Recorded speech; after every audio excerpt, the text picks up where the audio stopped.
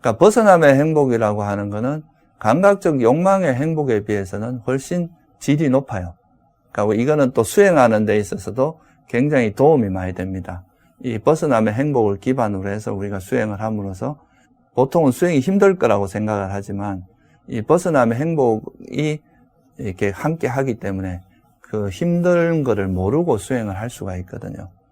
그래서 이제 이 벗어남의 행복은 그 감각적 욕망의 행복에 비해서는 훨씬 더 수성한 행복이고 또 이거는 잘 활용을 하면 그 벗어남의 행복의 대표적인 것이 뭐냐 하면은 삼매의 행복이거든요. 그래서 이 삼매, 우리가 이제 어떤 상태에 집중했을 때, 그러니까 우리가 불교에서 말하는 그런 예를 들어서 호흡 수행이나 이런 걸 통해서 고요하게 됐을 때 거기서 일어나는 그 행복이 있잖아요. 그런 삼매의 행복이나 선정의 행복이 이제 벗어남의 행복의 대표적인 건데 그런 마음 상태는 탐욕과 성냄이 없어진, 버려진 상태이기 때문에 이런 마음 상태는 굉장히 깨끗하고 청정합니다. 여기엔 때가 안 묻어 있는 상태거든요. 그러니까 이제 이런 마음 상태에서는 우리가 세상을 바라보면은 굉장히 명료하게, 그러니까 세상을 있는 그대로 볼 수 있는 그런 이제 마음 상태가 됩니다. 그래서 그런 상태를 바탕으로 해서 이 세상에 대해서 명확하게 이해하는 그런 통찰력이 생기게 되는 거죠. 그래서 이러기 때문에 그런 통찰력을 바탕으로 해서 우리가 소위 말해 진리를 깨닫고 괴로움을 소멸할 수 있기 때문에 이 벗어남의 행복이라고 하는 것은 그 수행에서 굉장히 중요한 수단입니다. 그래서 이 벗어남의 행복을 기반으로 해서 수행하는 것을 우리가 중도 수행이라고 하거든요. 감각적 욕망에도 빠지지 않고, 왜냐하면 감각적 욕망에서 벗어났으니까. 그렇다고 해서 또 이런 고행이나 이런 것도 아니에요. 왜냐하면 벗어남의 행복이 기반하고 있으니까. 그래서 이런 식으로 수행하는 거를 우리가 이제 중도 수행이라고 하고, 그걸 팔정도라고 하는데, 이건 나중에 제가 또 자세히 설명을 드리겠습니다.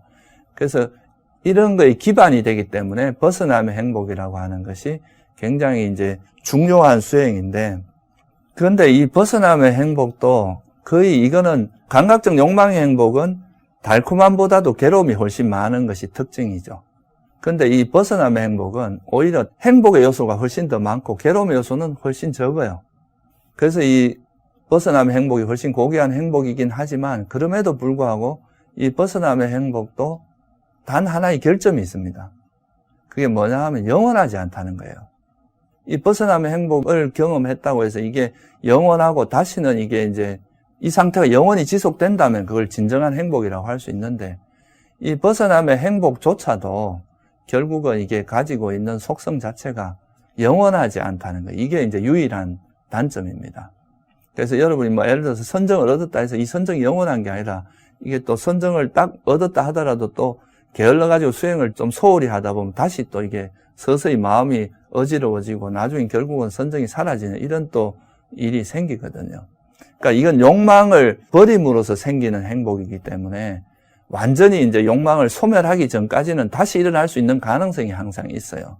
그래서 이런 벗어남의 행복조차도 이걸 완전한 행복이라고 할 수는 없고 이게 이제 벗어남의 행복 자체만 해도 상당히 수준이 높은 행복이긴 하지만 부처님의 관점에서 보면 이것도 아직은 완전하진 않다. 그래도 뭔가 아직은 결점이 좀 남아있다. 그래서 이 벗어남의 행복조차도 괴로움의 요소가 있다고 보신 거예요. 그래서 이걸 경전에서 뭐라고 본 거냐 하면 이것도 형성되었다. 조건에서 만들어진 것이기 때문에 우리가 의도적으로 노력을 해서 이루어진 상태이기 때문에 이것도 이제 결국은 사라질 수 있고 한마디로 말하면 변하기 마련이다. 소멸하기 마련인 것이다. 그래서 무상하다. 변하지 않다. 무상하다만 영원하지 않다 이 말이거든요. 그래서 영원하지 않음으로써 인해서 오는 영원하지 않다는 건 뭐를 의미하면 불확실하다는 걸 의미하잖아요. 그러니까 현재 행복이지만 이것도 꽤 오랜 시간 지속될 수 있지만 이것이 또 언젠가는 어떻다는 거예요. 다시 괴로움으로 바뀔 수 있다는 뜻이거든요. 그래서 이거를 부처님께서는 이 벗어남의 행복은 굉장히 유용한 행복이긴 하지만 이거를 행복이라고 보진 않았어요. 그래서 선정도 이제 완전한 열반이나 깨달음의 선정을 얻은 그 상태를 외도에서는 이걸 열반으로 보는 사람들도 있거든요. 그런데 불교에서는 이것도 역시 아주 미세한 단점은 있다. 그래서 이것도 벗어남의 행복도 본질적인 괴로움으로 인식을 한 겁니다. 통찰을 하신 거죠.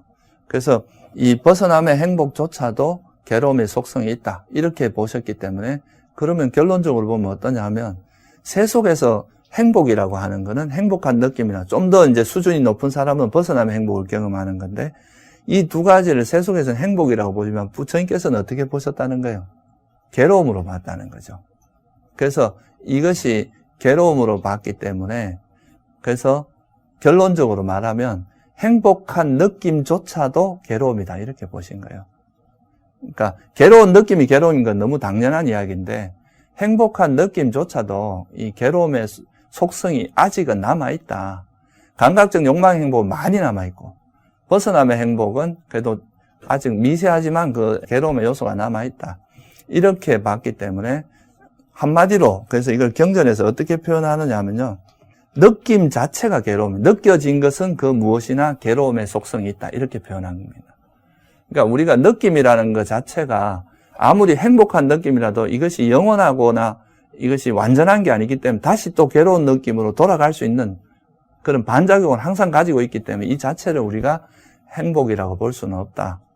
이게 이제 부처님의 통찰입니다. 그래서 느낌이라는 것은 전부 괴로움이다. 이렇게 이제 괴로움의 속성이 있다. 이렇게 보신 거죠. 그러면 이렇게 이해를 하면 우리가 너무 허무한 거 아니냐 이렇게 생각할 수 있는데 그건 아닙니다.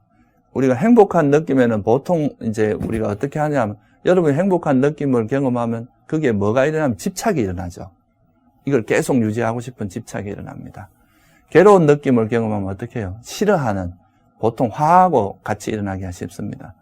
근데 이 행복한 느낌이나 괴로운 느낌이 다 괴로움의 속성이고 이건 변하기 마련인 것이고 이것 자체가 괴로움이고 내 것이 그렇다고 이해를 하게 되면 여기에 대해서 우리가 어떻게 하냐면 느끼지만 거기에 매이지 않게 되는 거죠.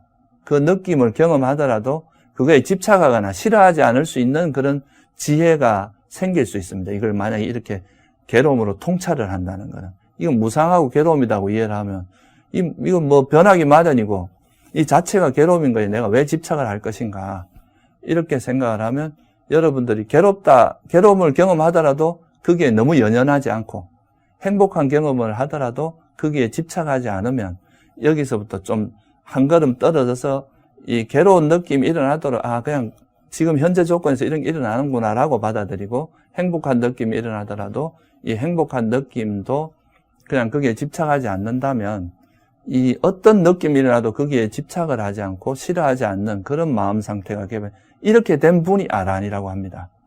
이렇게 되면 이제 느낌에 대해서 전혀 집착을 하지 않으니까 느낌에 대해서 끄달리지 않으면 번뇌가 일어나지 않습니다. 행복한 느낌에서 탐욕이 일어나고 괴로운 느낌에서 성냄이 발생하기 때문에 이런 거에 연연하지 않는다는 건 이제 우리가 번뇌를 소멸할 수 있기 때문에 그러면 이제 괴로움도 소멸할 수 있게 되고 그러면 이제 번뇌가 소멸되니까 이 아라한이 되게 되고요. 아라한이 되면은 더 이상 이제 이런 윤회로부터 윤회에 계속 윤회를 하면서 또 태어나서 또 괴로움과 행복을 경험하다가 또 죽고 다시 태어나서 괴로움과 행복하다가 죽고 이런 과정을 벗어나게 되는 거거든요. 그러면 이제 다시는 이런 윤회로부터 벗어나서 다시는 태어나지 않는 그런 완전한 열반을 실현하게 되는데 그 열반의 실현이 바로 이제 그 열반이 실현되면 느낌이라는 게 더 이상 발생하지 않기 때문에 그게 바로 괴로움의 완전한 소멸이다. 그걸 우리가 열반이라고 이야기한 거죠. 그래서 부처님이 일반적인 세속의 관점에서는 느낌을 가지고 이야기하면 정리를 해보면요. 괴로운 느낌을 괴로움으로 보고 행복한 느낌을 행복이라고 보는 것이 세속적인 관점인데 부처님은 행복한 느낌이든 괴로운 느낌은 말할 것도 없고 행복한 느낌조차도 결점이 있다는 거, 불완전하다는 거죠.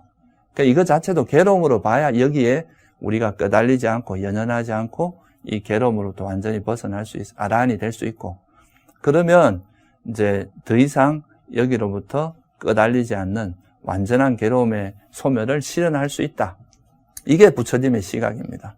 그래서 부처님의 관점에서 보면 느낌 자체가 괴로움이고 느낌이 일어나지 않는 느낌의 소멸 이게 완전한 행복이다. 그 중간 과정은 이제 아라한으로서 느낌에 연연하지 않는 상태 그것이 바로 괴로움의 소멸이다. 이렇게 보신 거죠.